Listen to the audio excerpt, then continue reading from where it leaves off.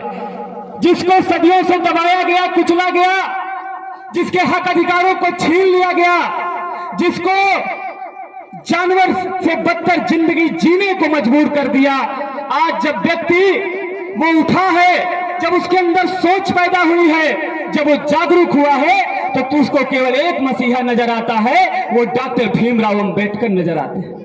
वो डॉक्टर भीमराव अंबेडकर नजर आते हैं क्योंकि डॉक्टर भीमराव अंबेडकर ने अपनी पूरी जीवन को इन गरीब मजलूम लोगों के लिए लगाने का काम किया।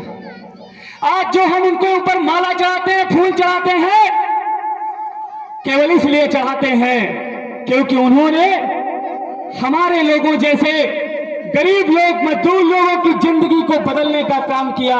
इस दुनिया में बहुत सारे राजा पैदा हुए, बहुत सारे राजा पैदा हुए, लेकिन उन्होंने इंसानों को गुलाम बनाया। लेकिन बाबा साहब अंबेडकर ऐसे व्यक्ति थे जिन्होंने गुलामों को इंसान बनाने का काम किया, गुलामों को इंसान बनाने का काम किया।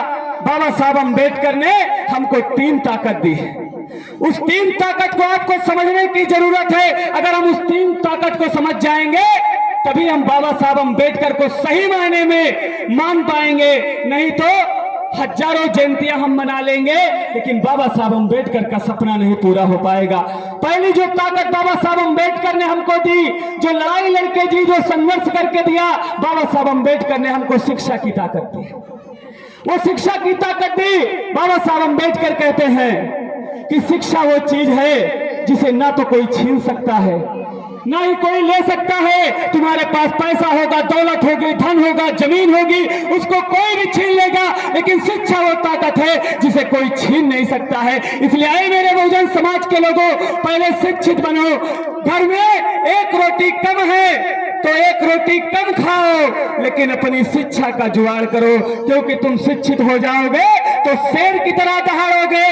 और शिक्षा वो शेरनी का दूध है, जो पीता है वो शेर की तरह दहाड़ता है। इसीलिए बाबा साहब अंबेडकर ने पहली ताकत जो दी वो शिक्षा की ताकत दी। अरे बाबा साहब अंबेडकर को स्कूल के बाहर बैठाया जाता था, लेकिन फिर भी बाबा साहब स्कूल के बाहर बैठते थे। जहां जूता चप्पल रखा जाता था वहां बैठाते थे, फिर भी बाबा साहब वहां बैठते थे। बाबा साहब ने इसका विरोध नहीं किया। बाबा साहब जब घर पे जाते थे तो अपने माँ बाप को बताते थे कि मेरे साथ ये भेदभाव होता है। उनके माँ बाप कहते थे कि बेटा चाहे जो हो जाए लेकिन इस शिक्षा से दूर ना होना। ये शिक्षा ही इस दुनिया में बदलाव का कारण बनती है। ये शिक्षा ने ही इस दुनिया में जो भी बदलाव आपको दिख रहे हैं केवल शिक्षा की बदौलत दिख रहे हैं। इसलिए किसी भी कीमत पे शिक्षा को हासिल करना, शिक्षा के दम पर ही हम आगे जा सकते हैं। हमारे पास कुछ भी नहीं है, केवल शिक्षा की ही वो ताकत है जिसकी बदौलत हम आगे जा सकते हैं। पहली ताकत बाबा साहब अंबेडकर ने शिक्षा की ताकत दी। दूसरी ताकत बाबा साहब अंबेडकर ने कहा कि जब तुम शिक्षित हो जाओगे तो तुम्हें एक जरूरत पड़ेगी, वो है संगठन की। वो समाज को संगठित करने की जरूरत पड़ेगी, और जब तुम संगठित हो जाओगे तो तुम्हें संगठित होकर के सत्ता हासिल करनी पड़ेगी। इसीलिए बाबा साहब अंबेडकर ने आपको वो ताकत दी, आपको वोट की ताकत दी। वोट की लड़ाई लड़ने के लिए बाबा साहब अंबेडकर अंग्रेजों से टकराए। उन अंग्रेजों से टकराए जिन अंग्रेजों के बारे में कहा जाता था कि इन अंग्रेजों के राज में कभी सूरज नहीं डूबता है। उन अंग्रेजों से बाबा साहब अंबेडकर टकराए, और जहां पर हमारे समाज के लोगों को वोट का अधिकार नहीं था, बाबा साहब अंबेडकर अंग्रेजों से टकरा करके आपको वोट का अधिकार दिलाने का काम किया। और बाबा साहब अंबेडकर ने कहा कि जाओ, अब इस देश में कोई राजा रानी के पेट से नहीं पैदा होगा। अब इस देश में जो राजा पैदा होगा वो बैल इस बाप से पैदा होगा। ये बाबा साहब अंबेडकर ने आपको दूसरी ताकत दी। ये दूसरी ताकत दी। उन्होंने कहा कि मेरे समाज के लोगों, जिस दिन तुम अपनी ये ताकत जान जाओगे, तुम्हें शासन सत्ता, तुम्हें शासक बनने से कोई रोक नहीं पाएगा। इसलिए इस ताकत को पहचानो, एक हो जाओ, संगठित हो जाओ। संगठित होकर के बाबा साहब अंबेडकर ने कहा कि जाओ अपनी दीवारों पे लिख दो कि तुम इस देश के शासक हो, तुम्हें इस देश पे राज करना है, तुम राज करने के लिए पैदा हुए हो। ये बाबा साहब अंबेडकर ने ताकत दी। तीसरी ताकत बाबा साहब अंबेडकर ने दी। उन्होंने कहा कि जब तुम हुक्मरान बन जाओगे, इस हुक्मरान ज्यादा दिन तक अगर तुम्हें बना रहना है, अस्थायी तौर पर अधिक दिनों तक है तो तुम्हें धर्म की ताकत को भी अपने साथ में लेकर चलना होगा। इस दुनिया में धर्म की ही लड़ाई है। कभी एक धर्म दूसरे धर्म पे वार करता है, कभी दूसरा धर्म तीसरे धर्म पे वार करता है। बाबा साहब कहते हैं कि हमें ऐसे धर्मों के पीछे भागने की जरूरत नहीं है। हमारे पास एक समता का धर्म है, एक स्वतंत्रता का धर्म है, एक विज्ञान का धर्म है, जिसे 2500 वर्ष पूर्व तथागत गौतम बुद्ध दे करके गए हैं। उस रास्ते पर हमको चलना होगा। अगर हम उस रास्ते पर चलेंगे तो अस्थायी तौर पे हम सत्ता में विराजमान हो जाएंगे, नहीं तो हमको निकाल करके ये जो देश के मनवादी लोग हैं वो बाहर फेंकने का काम करेंगे, वो बाहर फेंकने का काम करेंगे। ये बाबा साहब अम्बेडकर ने हमको 3 ताकत देने का काम किया।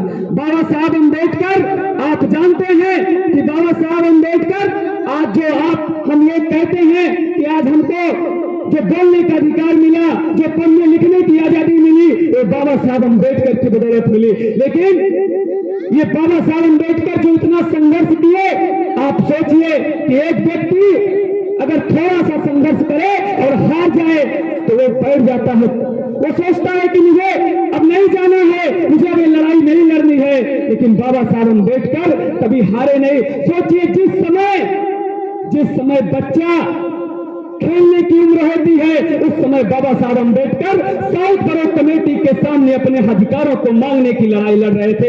आज के दौर में जिस समय लोग क्रिकेट मैच खेला करते हैं, उस समय बाबा साहब अम्बेडकर साउथ बड़ों कमेटी के सामने अधिकार मांग रहे थे। बाबा साहब अम्बेडकर ही थे जिन्होंने साइमन कमीशन, जिसके खिलाफ नारे लगाए गए कि साइमन कमीशन वापस जाओ, लाला लाजपत राय जैसे लोग लाठी खा करके मर गए। लेकिन बाबा साहब अम्बेडकर ने कहा कि इसी साइमन कमीशन जो आ रहा है, ये यहाँ के दलितों शूद्रों की स्थिति को जानने के लिए आ रहा है, इसको मैं यहाँ के दलितों और शूद्रों की स्थिति बताने का काम करूंगा। बाबा साहब अम्बेडकर को रोकने के लिए तमाम प्रयास किए गए, लेकिन बाबा साहब अम्बेडकर रुके नहीं। उन्होंने अंग्रेजों को बताया कि अंग्रेजों 150 साल से इस देश पे राज कर रहे हो, हम दलित समाज से हैं, छूत समाज से हैं, हमारी हिंदू भी हमारी गिनती नहीं करते हैं, हमारी मुस्लिम भी हमारी गिनती नहीं करते हैं, हमारे साथ इतना भेदभाव होता है कि हमें पानी पीने तक का अधिकार नहीं मिला है, हमारी परछाई से भी लोग नफरत करते हैं। आप बताओ कि आप 150 साल से इस देश पे राज कर रहे हो, लेकिन अगर आप हमारे लिए कुछ नहीं कर पाए तो इसका अर्थ है कि आप इस देश पे राज करने के काबिल ही नहीं हो। बाबा साहब अम्बेडकर ने यह बात अंग्रेजों को कही, ये अंग्रेजों को कही। अंग्रेजों को लगा कि अगर ये व्यक्ति क्रांति कर देगा तो लंदन तक जल जाएगा।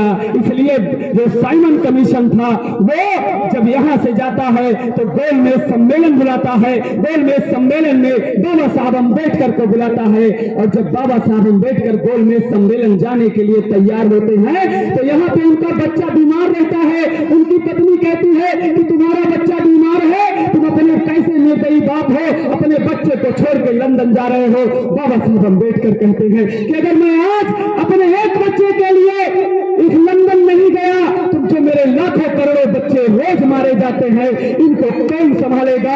मैं एक बच्चे के लिए अपने लाखों करोड़ों बच्चे की बलि को नहीं दे सकता हूं, इसलिए मैं इस बच्चे को छोड़ करके बाबा साहब चले जाते हैं और उनका जो पहला बच्चा गंगाधर है वो वहीं पे मर जाता है। बाबा साहब अम्बेडकर गोलमेज सम्मेलन में जाते हैं और वहां से आपको 2 वोट का अधिकार दिलाते हैं, लेकिन यहाँ पे गांधी जी आमरण अनशन कर देते हैं। और जब गांधी जी आमरण अनशन करते हैं तो बाबा साहब अम्बेडकर को तमाम उनके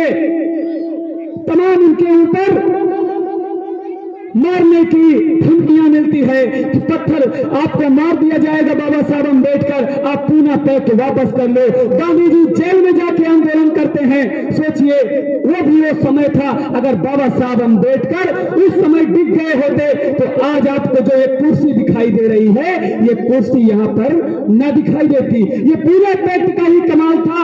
बाबा साहब अम्बेडकर डिगे नहीं थे उस समय, लेकिन बाबा साहब अम्बेडकर को जब गांधी जी की औरत बाबा साहब अम्बेडकर के पास गई और बाबा साहब अम्बेडकर के पैरों में झुक करके गांधी जी का वरदान मांगा, तब बाबा साहब अम्बेडकर ने जो 2 वोट का अधिकार बाबा साहब पाए थे उसको छोड़ने का काम किया। आज जब हम लोग यहाँ पर हमारे बहुत एमपी एमएलए जीत करके जाते हैं, वो हमारा काम इसलिए नहीं करते हैं क्योंकि वो जो रिजर्व सीट से जीत करके करके जाते हैं। अगर 2 वोट का अधिकार होता तो केवल हमारे वोट से जीत करके जाते, तो हमारे लिए काम करते। आज जो जीत करके जाते हैं वो केवल दुश्मनों का काम कर रहे हैं, हमारा काम नहीं कर रहे हैं। बाबा साहब अम्बेडकर ने पूना पैक्ट की लड़ाई लड़ी। बाबा साहब अम्बेडकर ने 4,000 तालाब की लड़ाई लड़ी। इस देश में कुत्ते बिल्लियों को जहां पे पानी पीने को मिलता था, वहां पे हमारे जैसे लोगों को पानी पीने का अधिकार नहीं था। बाबा साहब अम्बेडकर ने पानी पीने की जब लड़ाई लड़ी, हजारों हजार लोग लाइन लगा के बाबा साहब अम्बेडकर के पास उस तालाब की ओर बढ़ चले।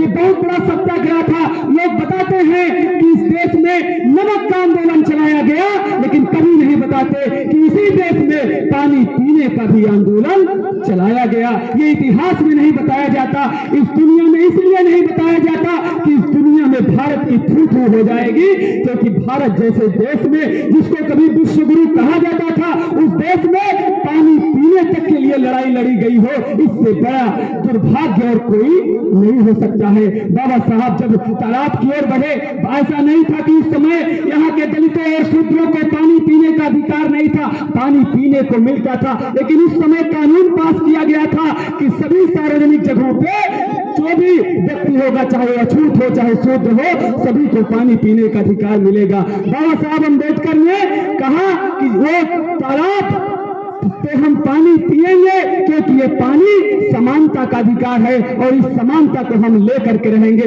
बाबा साहब अम्बेडकर अपने हजारों लोगों के साथ वहां पे जाकर के जब जैसे ही पानी का बूंद उठाते हैं, वहां पे पत्थर बरसाए जाते हैं, इतने पत्थर बरसाए जाते हैं कि बाबा साहब अम्बेडकर का सर तक फूट जाता है। लेकिन बाबा साहब तब भी नहीं डिगे और बाबा साहब संघर्ष करते रहे। बाबा साहब अम्बेडकर कालाराम मंदिर तक का आंदोलन चलाए, केवल इसलिए नहीं चलाए कि हमारे समाज के लोग मंदिर में जाके घुस जाए, इसलिए चलाए कि मंदिर हो चाहे जो जगह हो, वहां सब जगह समानता का अधिकार है, और जो समानता का अधिकार है वहां पे सभी के लिए बराबरी का हक होता है। समानता पाने के लिए, न्याय पाने के लिए बाबा साहब अम्बेडकर लड़ाई लड़ रहे थे। आप सोचिए कि आज जब हम संविधान की बात करते हैं तो आपको पता होना चाहिए कि इसी संविधान सभा में जाने के लिए बाबा साहब अम्बेडकर ने जब अपनी शेड्यूल कास्ट फेडरेशन को लड़ाने के लिए भेजा तो पूरे देश में चुनाव हुए। पूरे देश में चुनाव हुए, केवल 2 लोग बाबा साहब अम्बेडकर की पार्टी से जीत करके गए। इतनी बड़ी संख्या नहीं थी कि बाबा साहब अम्बेडकर संविधान सभा में जा पाते।